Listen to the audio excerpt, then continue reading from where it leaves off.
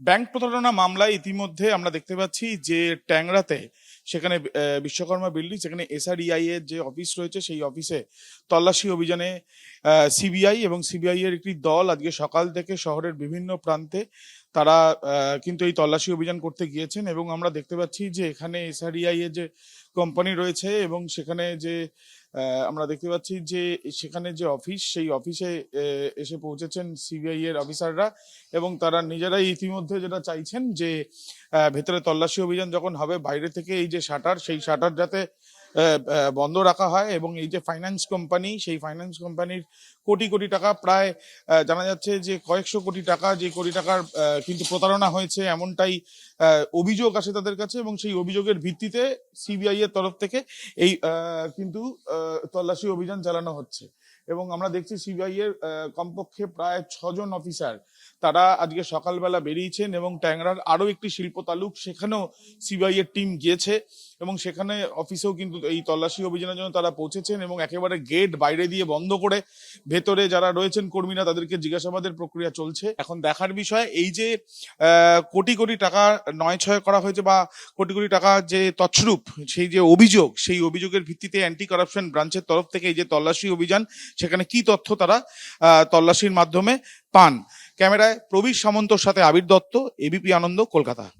প্রায় 1000 কোটি টাকা ব্যাংক প্রতারণা মামলায় যখন সিবিআই কলকাতা শহরে হানা দিচ্ছে তখন এই মামলার তদন্তের ওপরে স্থগিতাদেশ দিল আদালত। ঠিক কি অভিযোগ ছিল এবং আদালত কি বলল জানবো বিস্তারিতভাবে। সৌভিক মজুমদার আমাদের প্রতিনিধি রয়েছেন সরাসরি। সৌভিক, দেখো, প্রথমত মাননীয় বিচারপতি শুভ্রা ঘোষ তিনি সিবিআই এর এই তদন্তের ওপর অন্তর্বর্তী স্থগিতাদেশ জারি করেছেন। ফলে সকাল থেকে সিবিআই এই মামলার ক্ষেত্রে কলকাতা শহরে যে ব্যবসায়ীদের বাড়িতে হানা গিয়েছিল এবং তল্লাশি করছিলেন তারা সেই কাজ আপাততভাবে করতে পারবেন না। তারা এই মামলার ক্ষেত্রে তদন্তের কোনো কাজই আপাতত আর করতে পারবেন না, সেই নির্দেশ কলকাতা হাইকোর্টের তরফ থেকে দেওয়া হয়েছে। এখন কলকাতা হাইকোর্টের তরফ থেকে এই নির্দেশ দেওয়া হয়েছে তার কারণ হলো এই মামলা ইতিমধ্যে সুপ্রিম কোর্টে বিচারাধীন রয়েছে এবং সুপ্রিম কোর্টের তরফ থেকে যে নির্দেশ ইতিমধ্যে এই মামলাগুলির ক্ষেত্রে বলবৎ রয়েছে সেই নির্দেশ অনুযায়ী সিবিআই কে শুধুমাত্র এই মামলার সঙ্গে যুক্ত সরকারি আধিকারিক বা নির্বাচিত জনপ্রতিনিধিরা তারা কেউ রয়েছেন কিনা এই যোগ খুঁজে দেখবার জন্য অধিকার বা অনুসন্ধান করার অধিকার সুপ্রিম কোর্ট সিবিআই কে দিয়েছিল। কিন্তু এখনো পর্যন্ত সিবিআই এর তরফ থেকে যে বক্তব্য সামনে এসছে তারা কিন্তু একবারে অনির্দিষ্ট ভাবে বা চিহ্নিত না হওয়ার জনপ্রতিনিধি পাবলিক সার্ভেন্টদের উদ্দেশ্য করে তারা সেই এফআইআর দায়ের করেছে। ফলে সেখানে নির্দিষ্টভাবে কোনো জনপ্রতিনিধি বা কোনো সরকারি কর্মীর নাম তাদের সেই এফআইআর এ উল্লেখ নেই। ফলে সেই কারণেই কিন্তু আপাততভাবে এই মামলার তদন্ত সিবিআই করতে পারবে না, সেই নির্দেশ কলকাতা হাইকোর্ট দিয়েছে। এছাড়াও কলকাতা হাইকোর্টের নির্দেশের আরো একটা কারণ হলো এই মামলার কিন্তু তদন্তভার সিবিআই এর আগে থেকেই সিআইডি গ্রহণ করেছিল। ফলে সিআইডিও সেই কাজ একই সঙ্গে করছে। ফলে যখন সিআইডি একটা তদন্ত করছে, মামলা সুপ্রিম কোর্টে বিচারাধীন রয়েছে এবং মামলার অন্যান্য দিকগুলো সিআইডি দেখছে এবং সেক্ষেত্রে সুপ্রিম কোর্টেরও কোনো স্থগিতাদেশ নেই। সেই কারণেই আপাততভাবে এই মামলার উপর সিবিআই এর যে ভূমিকা ছিল সিবিআই এর ভূমিকায় কলকাতা হাইকোর্ট স্থগিতাদেশ জারি করেছে। আপাতত এই মামলার ক্ষেত্রে সিবিআই অন্যরকম ভাবে কোনো হস্তক্ষেপ করতে পারবে না, এটাই কিন্তু আজকে কলকাতা হাইকোর্টের নির্দেশ। ধন্যবাদ সৌভিক। এই চাপানুতরের মধ্যেই সোমবার মমতা বন্দ্যোপাধ্যায়কে সাক্ষাতের সময় দিল জাতীয় নির্বাচন কমিশন। সূত্রের দাবি 2রা ফেব্রুয়ারি দিল্লি যেতে পারেন মুখ্যমন্ত্রী। এসআইআর শুরুর পর থেকে এখনো পর্যন্ত জাতীয় নির্বাচন কমিশনার জ্ঞানেশ কুমারকে 5টি চিঠি দিয়েছেন মমতা বন্দ্যোপাধ্যায়, কিন্তু সূত্রের দাবি একটিরও কোনো উত্তর আসেনি। এই অবস্থায় বুধবার বিকেলের বিমানে দিল্লি যাওয়ার কথা ছিল মমতা বন্দ্যোপাধ্যায়। দিল্লি সফরে জাতীয় নির্বাচন কমিশনারের সঙ্গে মমতা বন্দ্যোপাধ্যায় দেখা করার জল্পনা জোরালো হয়েছিল, কিন্তু মহারাষ্ট্রের উপমুখ্যমন্ত্রীর বিমান দুর্ঘটনায় মৃত্যুর কারণে মমতা বন্দ্যোপাধ্যায়ের দিল্লি সফর বাতিল হয়। এদিন সিঙ্গুরের সভা থেকে নির্বাচন কমিশন ও কেন্দ্রীয় সরকারকে একযোগে আক্রমণ করেন মমতা বন্দ্যোপাধ্যায়। আজ না হলে কাল তো আমি যাবই, দরকার হলে আমিও কোর্টে গিয়ে দাঁড়াবো। আমি জেলে গেলে তো মায়েরা জবাব দেবে, বোনেরা জবাব দেবে, ঘরে ঘরে নাড়ু তৈরি হবে। আর নাড়ুর সাথে আর কি তৈরি হবে?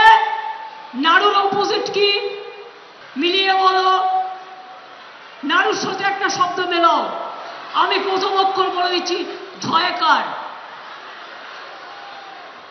তাহলে বাংলার মা বোনেরা জবাব দেবে। সোমবার অর্থাৎ 2রা ফেব্রুয়ারি বিকেল 4টে মুখ্যমন্ত্রীকে সময় দিয়েছে নির্বাচন কমিশন। ওই দিন মুখ্য নির্বাচন কমিশনার জ্ঞানেশ কুমারের সঙ্গে সাক্ষাৎ হতে চলেছে তৃণমূল নেত্রীর। 15 জনের দল নিয়ে যেতে পারেন তিনি। আসলে উনি বুঝতে পারছেন, বাংলার মানুষও আশান্বিত হন যে মুখ্যমন্ত্রী এতদিন বাদে নিজেই বারবার বলছেন আমাকে গ্রেপ্তার করলে সবাই নাড়ু পাকাবে, আই ডোন্ট কেয়ার। তোমার কেয়ার করারও কিছু থাকবে না। তবে এই বারবার দিল্লি যাওয়াটা কিন্তু মারাত্মক, কারণ পশ্চিমবঙ্গে হলে তাও একটু নাচানাচি করবে, কিন্তু দিল্লি থেকে টুপ করে তুলে নিলে নাচার স্কোপও পাবে না। কারণ এখান থেকে ধরলে, কালীঘাট থেকে ধরলে আবার রেসকোর্সে নিয়ে যেতে হবে, সেখান থেকে হেলিকপ্টারে বেরোতে হবে। দিল্লিতে তো সব যন্ত্রণা নেই, ফালতু উনি দিল্লি পিল্লি যাচ্ছেন, বারণ করুন। এর আগে দিল্লিতে গিয়ে জাতীয় নির্বাচন কমিশনার জ্ঞানেশ কুমারের সঙ্গে বৈঠক করেছিলেন অভিষেক বন্দ্যোপাধ্যায়। আশাবুল হোসেন ও ময়ূর ঠাকুর চক্রবর্তীর রিপোর্ট, এবিপি আনন্দ। মায়ের দিকে বলে বলে ভাই বলে তুই বল যে আমি দরজা খুলে আমি উদ্ধার করলে মারা গে, নাহলে তিনজনা ওখানেই মারা পড়তো। হয়েছে। এরপর এই তথ্য নিয়ে আমরা থানায় যাব আজকে। বাঁকুড়ায় বিজেপি নেতার বাড়িতে অগ্নিকাণ্ডের ঘটনায় এবার অডিও প্রকাশ করে চাঞ্চল্যকর অভিযোগ তুললেন তৃণমূল নেতা। ভোটের মুখে বাঁকুড়ার ওন্দায় বিজেপি নেতাকে সপরিবারে পুড়িয়ে মারার চেষ্টার অভিযোগ উঠেছে। 21শে জানুয়ারি রাতে বাইরে থেকে শিকল তুলে বিজেপি নেতা তাপস বারিকের বাড়িতে আগুন লাগিয়ে দেওয়া হয় বলে অভিযোগ ওঠে। ভাঙচুর চালানো হয় বিজেপি নেতার ওষুধের দোকানেও। ঘটনায় তৃণমূলের বিরুদ্ধে অভিযোগ তুলেছে বিজেপি। আমরা এত জোরে চিৎকার করেছি যে দাদা ছুটে এসে শিকলটা খুলে দেয়। ভাগ্যিস শিকলটা খুলে দিচ্ছে, আজ ভগবানের দয়া বলে আমরা প্রাণে বেঁচে ফিরেছি। এটা পুরো তৃণমূল পরিকল্পিতভাবে করিয়েছে তৃণমূলের দুষ্কৃতীরা। আর এবার পাল্টা বিজেপি বিধায়কের বিরুদ্ধে অভিযোগ তুলে সুর চড়ালেন তৃণমূলের জেলা সভাপতি, দিলেন হুমকিও। মায়ের দিকে বলে বলে ভাই বলে তুই বল যে আমি দরজা খুলে আমি উদ্ধার করলে মারা গে, নাহলে তিনজনা ওখানেই মারা পড়তো। হয়েছে।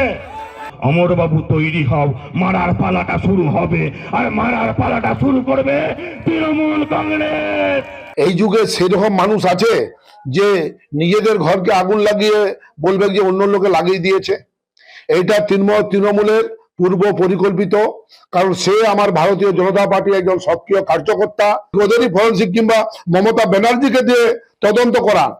আগেই খুনের চেষ্টার অভিযোগ দায়ের করেছেন ওন্দার বিজেপি নেতা তাপস বারিক। সেই ঘটনায় এখনো পর্যন্ত কাউকে গ্রেফতার করা হয়নি।